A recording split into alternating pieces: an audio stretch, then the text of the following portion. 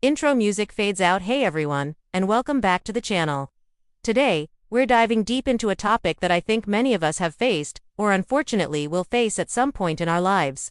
The painful reality of a friend's betrayal, and the incredibly tough decision to cut someone out of your life. It's not an easy conversation, and it's certainly not an easy experience to live through. But I truly believe there's strength and growth to be found even in the most challenging situations. So, grab a cup of tea, get comfortable, and let's talk about what happened. For years, I had a friend, let's call her Chloe. Chloe and I were inseparable. We met in college, navigated all the ups and downs of early adulthood together, celebrated each other's successes, and literally held each other's hands through heartbreaks. She knew my deepest fears, my wildest dreams, and every embarrassing story in between. She was more than a friend. She was family. I trusted her implicitly, probably more than anyone else in my life outside of my immediate family. Our bond felt unbreakable, like something out of a movie. We even had secret codes and inside jokes that no one else understood. It was that kind of friendship where you could just look at each other and know exactly what the other was thinking. I honestly believed she would be a lifelong fixture, someone who'd be there for my wedding, for my kids, for all of life's big moments. The betrayal didn't happen overnight. It was a slow, creeping process that, looking back, I probably should have noticed sooner. But when you love someone and trust them so deeply, it's hard to see the cracks forming. It started subtly, with little comments here and there that felt a bit off. A dismissive tone when I shared good news, a tendency to subtly undermine my achievements in front of others, or a strange competitiveness that I couldn't quite put my finger on. I'd brush it off, telling myself she was just having a bad day, or that I was being overly sensitive. Friends have disagreements, right? Friends have off days. That's normal. I was always quick to give her the benefit of the doubt, always assuming good intent because that's what true friendship was built on, or so I thought. Then came the bigger red flags. I started noticing that whenever I shared something personal and vulnerable with her, especially about my insecurities or challenges, it would somehow find its way back to people who had no business knowing about it. Not in a malicious gossip way, at least not at first, but in a way that made me feel exposed and foolish. Each time, she'd deny it, or twist the narrative to make it seem like I was the one overreacting. I'd question myself, wonder if I'd accidentally told someone else, or if my memory was just playing tricks on me. That feeling of self-doubt, that questioning of your own reality, is a very subtle form of emotional manipulation. The real turning point, the moment I knew I couldn't ignore it anymore, came with a very specific incident. I had been working on a passion project for a long time, something I was incredibly excited about but also very nervous to share with the world. I poured my heart and soul into it. Chloe was the first person I told, the person I went to for advice and encouragement. I trusted her with all the details, the concept, the challenges, the name, everything. It was our secret, something we'd celebrate when it finally launched.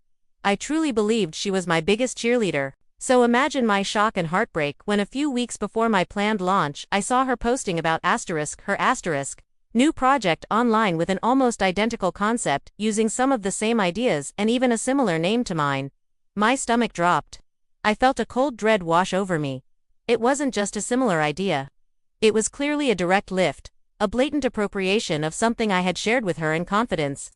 The sting of betrayal was immediate and overwhelming. It wasn't just about the project. It was about the shattered trust, the realization that someone I considered family had used my vulnerability against me. I confronted her, of course.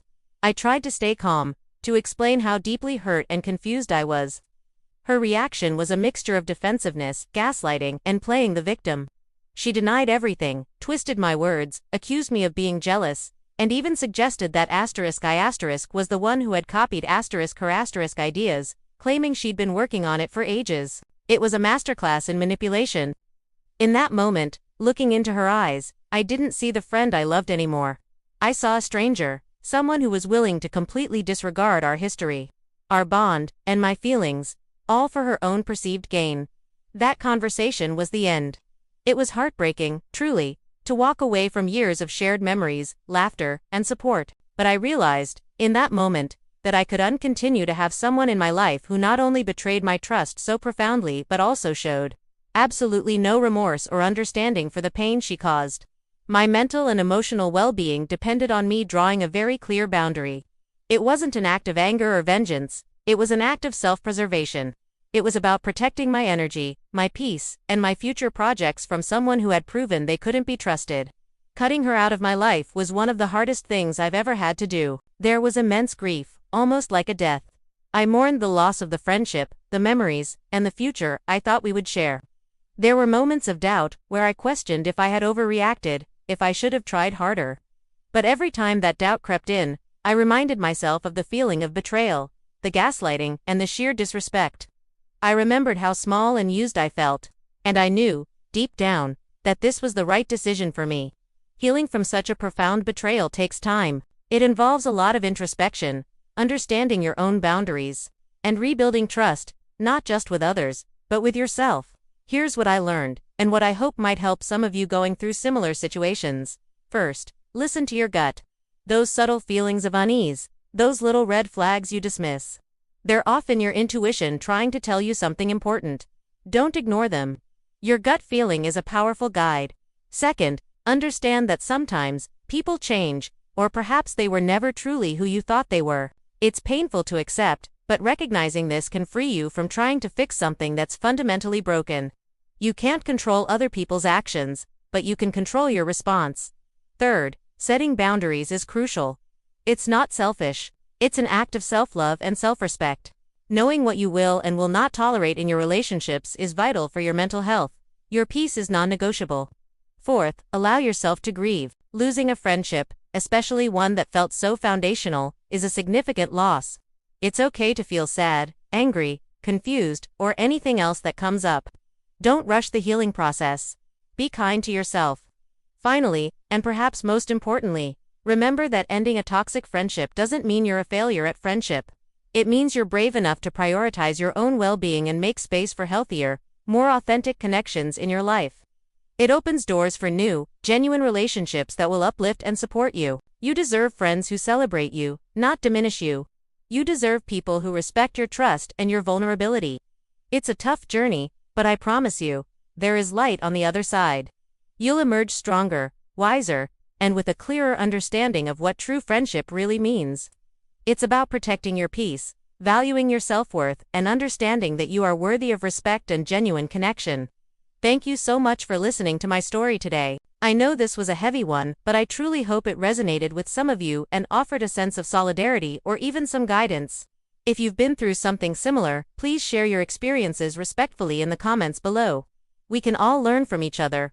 If you found this video helpful or if you just appreciate an honest conversation, please hit that like button.